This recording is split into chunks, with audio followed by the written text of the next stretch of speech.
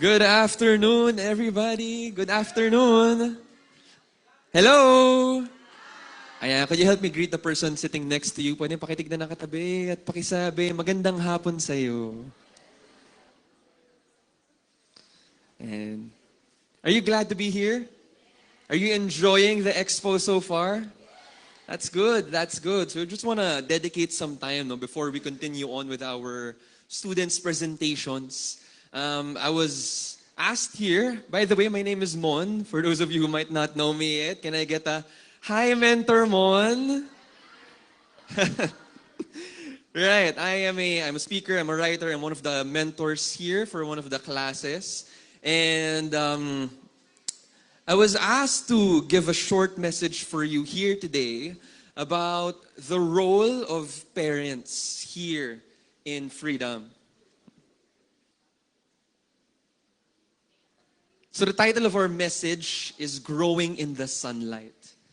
Growing in the Sunlight. And this is what we want to explore. I want to spend a few minutes talking about this, thinking more about this. Of course, Freedom is all about showcasing the projects of all the different students, of every single student who were enrolled here for the entire school year.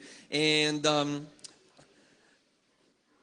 as we're celebrating and we're seeing the works of all of these different students, I also want to pay closer attention to the parents who are here. So pwede mo palakpakan natin ang mga parents na nandito. Ayan. Thank you for your hard work, for your sacrifice, for your availability, for being here. We're so glad that you're supporting your children, supporting the students who are here right now. All of this is possible, of course, because of you. And so I want to dedicate some time talking about that. And the way I want to frame our discussion, our conversation for today, is by beginning with an observation, by starting with a fact. And I want to see if you agree with this fact. It's very simple, and it goes like this. Babies are born helpless. Do you agree? Babies are born helpless. I mean, just look at this. Can you see it on? Yeah. Just look at that. Right? A baby is someone na talagang hindi nila kaya alagaan yung sarili nila. No matter how hard they try, all they do, right, is cry and poop and pee, and that's about it, right? Babies are born helpless. It's quite obvious, but I think it's worth mentioning. Because if we compare a human baby to something like a horse, did you know that a horse, within hours of being born, are able to run already? Within hours. Ilang oras pa lang, hindi na magtatagal, kaya na nila yung sarili nila. Another example is this animal called the blue wildebeest, which you can find in Africa. And the blue wildebeest is within 1 or 2 days after being born, they can outrun their predators already. So hindi lang sila kayang maglakad, hindi lang sila kayang tumakbo, kaya nilang lagpasan, okay? Kaya nilang maging mas mabilis sa mga nangahabol sa kanila. This is what a blue wildebeest does. Now, I don't know about you, but the last time I saw a baby, they cannot run within a few hours of being born. Right? They cannot survive. They cannot outrun predators like 1 or 2 days after being born. Of course, without mentioning that all of this is obvious information already. How much time does it take for a baby to start walking? About a year. Right? And even when the baby starts walking, you can bet that within that household, that baby is not about to outrun anybody. It just doesn't happen. Of course, not all animal babies are the same, diba? Some are more vulnerable than others as compared to a human baby. And an example of that is a puppy. Right? Nagkaroon na ba kayo? Sino dito may mga alagang aso? Can I see a raise of hands? All right, we have quite a handful. Ako, growing up, our family has always had dogs. So lagi kami may aso sa bahay. And I remember there was a time when yung aso namin sa bahay, nanganak siya. At pag nanganganak ang mga aso, grupo-grupo yan, di ba? Tama? Nakita niyo na yun? And so there was a time when we had 4 puppies at home. And the moment they were born, it was so noisy, and they don't look like this, right? A newborn puppy does not look like this. What do they look like? They're hairless, okay? They're ugly. Kahit anong breed niyan, all of them are pink, okay? They're pink when they're born, they're very noisy, they cry, they're not really, they're not gonna survive in the wild because of how much noise they make, and they're blind. They cannot see. But the thing about puppies is, when they're born, within about mga 3 to 5 weeks of being born, then they can start walking already. It takes longer than a horse. It takes longer than a blue wildebeest, but 5 weeks is not so bad compared to a human baby. Another example is a kitten. Right? Sino dito ang may alagang pusa? Okay, may ilan din. Mas maraming dogs, no? The thing about kittens is, same with the dogs, about 3 to 5 weeks, they can walk already. At pagdating nila sa 5th week, they can poop on their own. Marunong na sila gumamit ng cat litter. How long does it take for human babies to poop on their own? I'm sure it's not 5 weeks. I'm sure it's not a month and a half, right? It takes way longer. So to kind of summarize my point, a baby is a human being, a person that is very vulnerable, very noisy. Their heads are soft, super fragile. They make a lot of noise, which is not good if you live in the jungle, if you live in the wild. You're just not gonna last long. And when you cover your face, they think you disappear. It's like, this is the characteristics of a baby. Again, without belaboring my point too much, babies don't have what it takes to survive in our society's fast-paced environment. They're just not gonna live, right? This is how we talk about the corporate world. Diba? Pag hindi natin kaya mag-survive in our fast-paced environment, that's just how it is. You're just not able to catch up. You're just not able to keep up. And a baby is born that way. But why am I telling you this? I'm telling you this because I want you to think about this with me. What if this truth, this fact, is not a negative? What if there's a reason why babies are not born to be fully functional human beings? What if there's a reason why babies are dependent on their parents, not just when they're infants, not just when they're babies, not just when they're toddlers, pero usually up until their teenage years? And for some, you parents, you might know this, yung iba sa kanila, 20 plus na, hindi pa rin umaalis ng bahay. What if I told you that one of the reasons why human beings, human babies develop so slowly is because there is actually a physiological, a psychological, an intellectual, but also a social reason behind all of this. Here's an example. If you were to describe something that is cute, kunyari may cute na character, may cute na animal, anong common characteristics ng mga bagay na cute? What can you think of? If you think of something cute, sige, you can just say it out loud. Huh? Rosy cheeks. What else? Big eyes. Ano pa? Big forehead. That's true. Or big head as a whole. Di ba? Malalaki ang ulo. Yung mga bagay that we think of as cute, malaki ang ulo, malaki ang mata, and yes, rosy cheeks. Characteristics ng ano yun?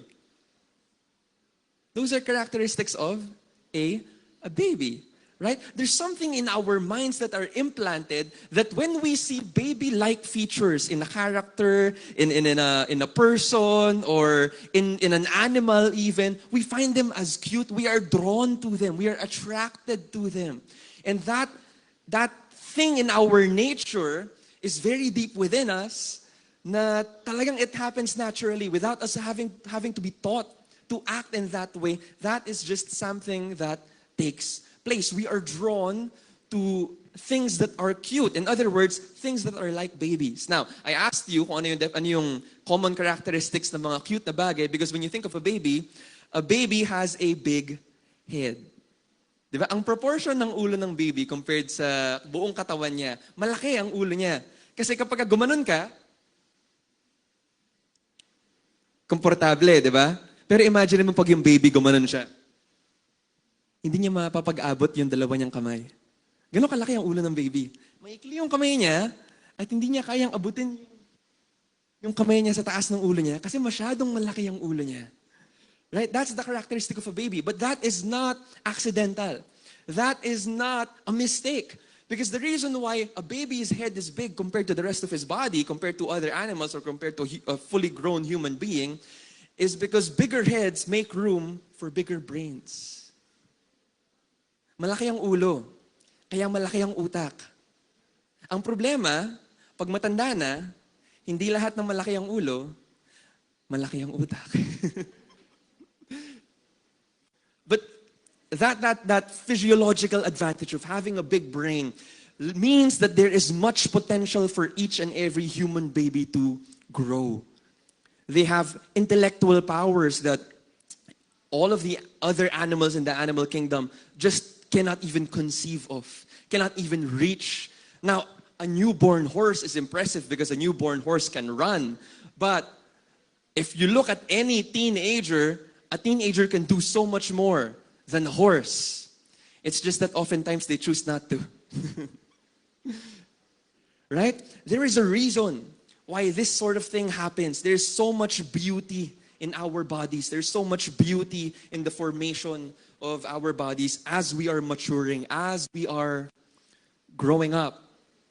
And that is something that we find. We develop more slowly because we mature more profoundly. We humans are reliant to one another for longer, way longer than a lot of our animal counterparts. None of us were born competent, but all of us were born dependent. Dependent on whom? Dependent on the family. Specifically the parents. Specifically the guardians. This is part of the beauty of the family. It's a part of our human experience na maybe part of the reason why we don't mature and we don't become independent as quickly as our other animal friends is because we're not meant to be. It's because we're meant to grow not as individual people isolated from everything else, but as members of a community, members of a family. We live in a world right now that highlights, that emphasizes so much the individuality of a person, the individual rights of a person, the individual freedoms of a person. All of those things are not bad, but they should not come at the cost of our communal identity, of who we are as members of something bigger than ourselves. And you parents, you have a first-hand experience of what it looks like to have someone completely dependent on you. Even if as they're growing up, all they want to be is independent. Tama ba? And so I just want to highlight three practical ways that we can support. We can continue to support our children, that we can continue to support our students here as they are navigating their path through freedom and through their growing up life. Here's number one.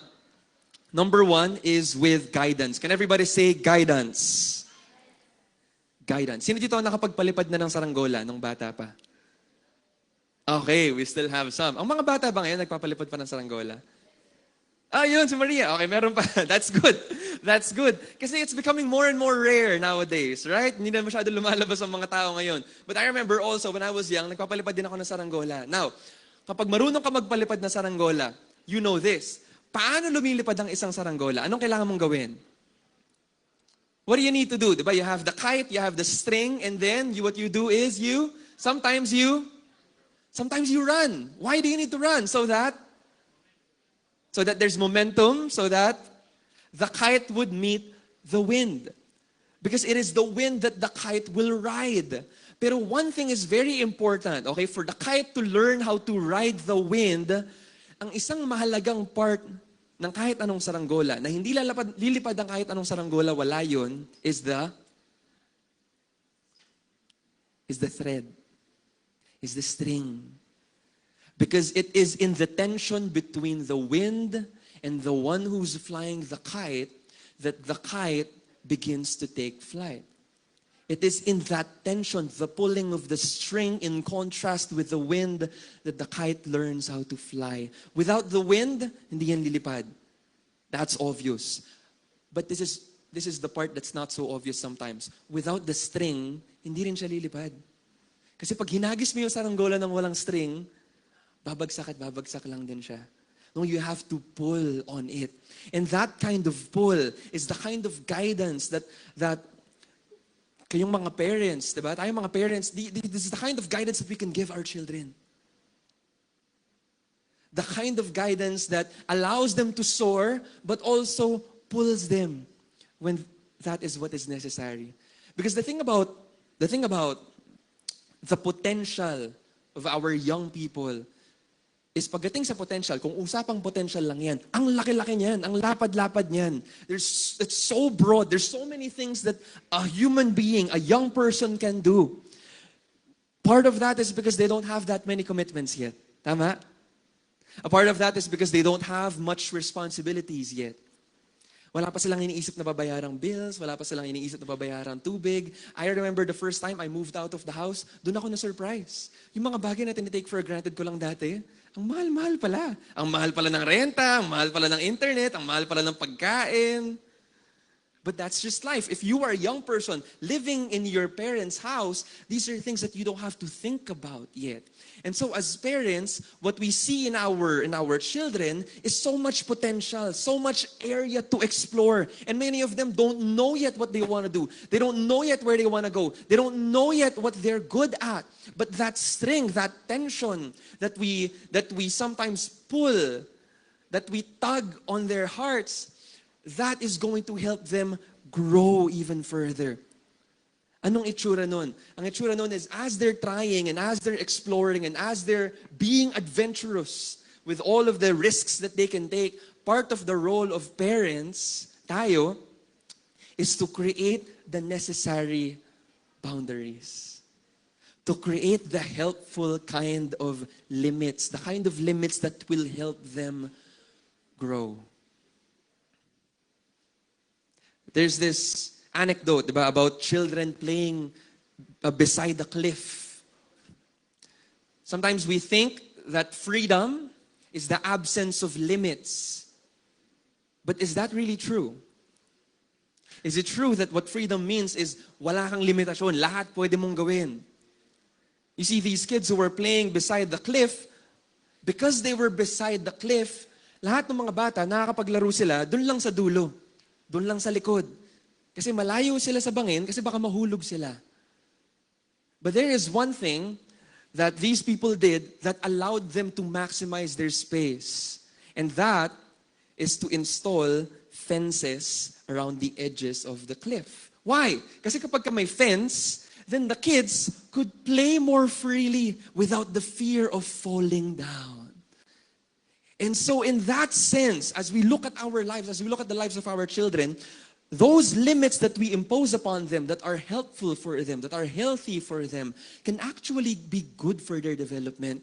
Not because we're imposing limits that prevent them from growing, but because these limits allow them to grow within a space where they can explore and learn without being harmed.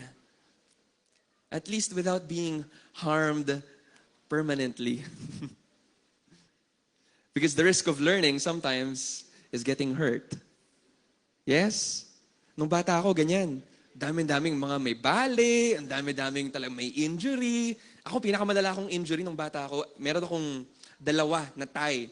Isa is nadapa ako, hindi sementado yung lugar namin nung bata ako.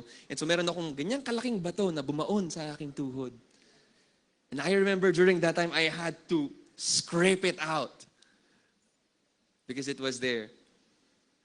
Yung isa kong malalang experience was, nagtatago-tagoan kami, so umaakit ako sa puno ng makopa, very specific, because I remember what that tree looks like. And I was up above that tree, and then my hand slipped, so nakaganon yung pwesto ko, doon ako sa isang branch, my hand slipped, at dumulas ako, buntik na ako mahulog, buto na lang, nasa loko yung sarili ko, using my arms, and using my neck. And so, na-slash ang aking leeg. Buti na lang hindi malalim. Imagine mo, umuwi ako ng bahay, nakaganon ako. Nagdudugo ang aking leeg. Tinanong na lang ako ng parents ko, ano nangyari sa'yo? Na-hold up ka ba? Hindi. Yung puno ng makopa. Getting hurt is not something that we can avoid all the time. Especially when it comes to growing. Especially when it comes to learning. But with your guidance, your children can explore so much more without the risk of permanent failure or permanent damage. Because you were there. Because you were present in their lives. Because this is the truth. You pull on the string not to crash the kite down, but to raise it up and let it fly. So that's number one. What's number one again? Guidance. Can everybody say guidance? Here's number two. Mas mabilis na lang yung number two. Number two is resources. Siyempre, our kids don't have their own money yet, but money is just one resource out of many. Here are 5 that I've listed, and again, even with these 5, it's not limited to that. So you have money, knowledge, people, time, and experiences. How can we support our kids?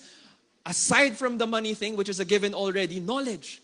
Because there are some things that you know better than them. And that is a good thing. That is a very good thing. People, one of the most important things pagdating sa creativity, pagdating sa business, pagdating sa real life, are the people that you know.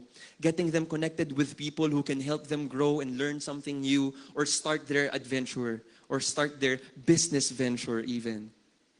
Another one is time, and the last is experiences. Because there are just some things na hindi nila maiisip for themselves, and you're gonna have to recommend it to them. Why don't you try this instead?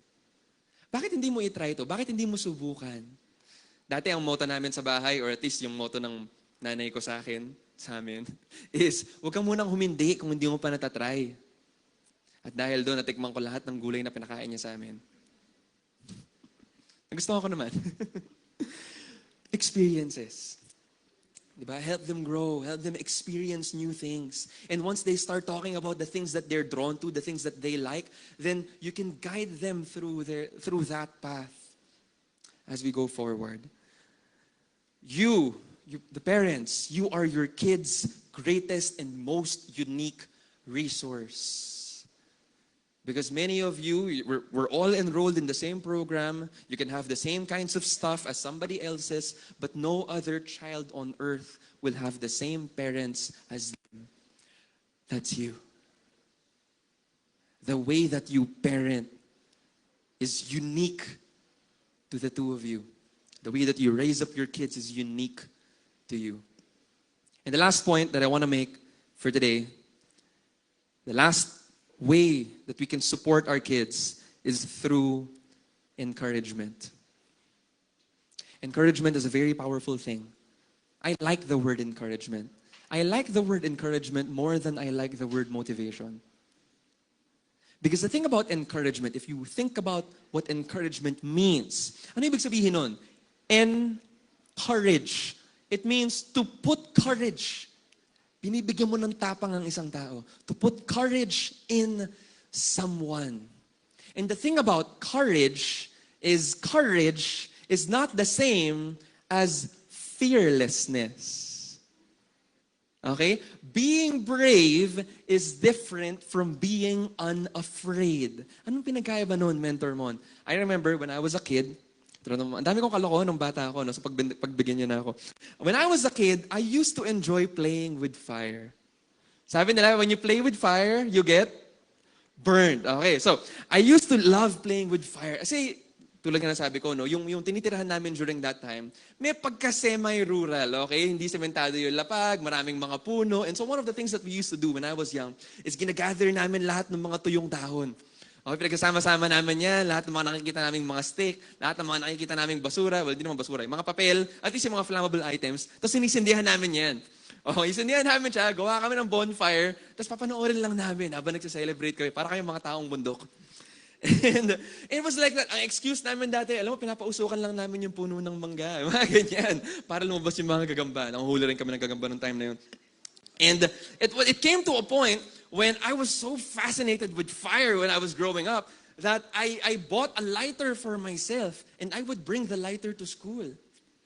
And so there was a time na binaon ko sa school yung mga kalokohan namin sa bahay. And nung time na yun, nag-experiment kami, yung mga sinisindihan namin, ganyan-ganyan. I'm telling this para hindi to lara ng mga bata, no? So please don't follow my example. Dami namin mga sinisindihan sa school, pero isa sa mga friends ko, talagang medyo, hindi siya advanced mag-isip eh. Nahuli kami dahil sa kanya. Kasi ako, sinisindihan ko lang alcohol. Siya yung sinindihan niya papel. Dahil sinindihan niya yung papel, nangamoy yung buong classroom, pagkatapos ng break, nung tapos na yung recess, nung nagbalikan na lahat, nahuli kami ng teacher. Amoy na amoy sa buong classroom. Tinanong ng teacher, sino nagsindi ng apoy dito? Bakit ganito yung amoy? And sure enough, nahuli kami, dinala kami sa principal's office, pinagalitan kami, pinagsabihan ako ng parents ko, and I'm highlighting that again para hindi gayahin ng mga kids dito, no? So wag tayong magsunog dito sa BGC, please. But what was I doing during that time? I was doing something stupid because I was not afraid. I was not afraid of the consequences. I was not afraid of getting burnt. I was not afraid of burning the place down because I did not understand what that meant. I did not understand the kind of magnitude that my mistakes would have. And that is the meaning of the word unafraid. That is what being fearless means. A person who is fearless is either unaware, hindi niya alam, or uncaring, wala siyang pakialam of the danger that is before him. But a person who is courageous is someone who sees the risk, understands what is in front of him, understands what this might mean and the kind of failure that he might face, and yet cares enough, hindi uncaring, hindi sa wala siyang pake, but he cares enough to choose to act in spite of the risk. Why do we do that? If something is risky, if something can be dangerous, if something can be the cause of pain, the cause of hurt, why do we still choose to do something in spite of all of that? Oftentimes the reason is because we know that there is something that is worth pursuing despite the pain.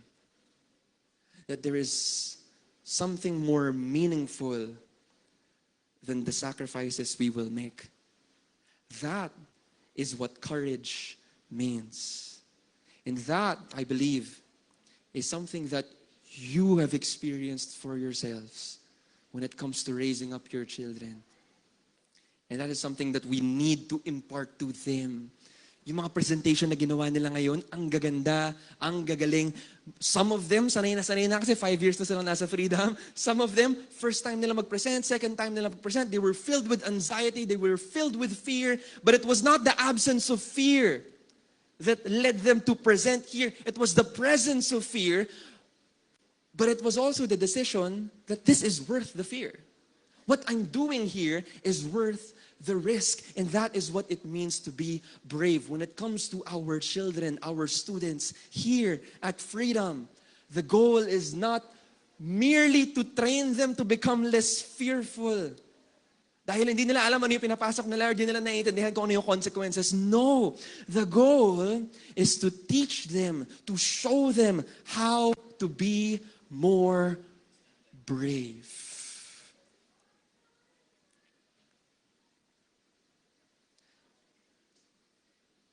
And encouragement, as I find, I've been a youth leader for many, many years.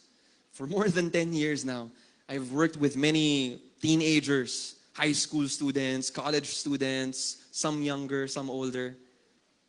But one of the things that I've found, one of the things I've learned is in our work and ministry, there's so much that we can do to be able to be present in the lives of young people. Pero wala pa ring papalit sa pamilya ng isang bata. The family is irreplaceable. And perhaps that's the reason why we're dependent on our families for so long in our lives. Time will come when these kids, they will no longer be dependent on us. No longer be dependent on the institution, on Freedom. No longer be dependent on you. When that happens, when that time comes, We need to prepare them. We need to train them to learn to stand on their own 2 feet. And the hope is that they will get to spend time with us, not because they're required to, kasi dito sila uuwi, saan pa sila matutulog, but because they choose to. But because they saw the kind of generosity that you have played that part in their lives. Yes? Yes. And so, that is my message for you today. Please enjoy the rest of the program. We still have a good number of very talented, very skilled students who are left to present. Dahil nagpa-promote yung mga students, I'm gonna promote na lang din also. Right? Talks with Mon. Everything is there. Right? But before I exit, one thing lang talaga. Thank you. Thank you very much for your sacrifice. Thank you very much for your model of bravery. And let's continue working together to help these students of ours. Yes? Yes. Thank you very much.